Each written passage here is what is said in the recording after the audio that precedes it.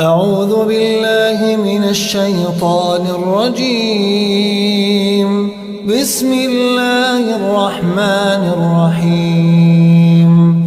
الحمد لله الذي أنزل على عبده الكتاب ولم يجعل له عوجا قيما لينذر بأسا شديدا من لدنه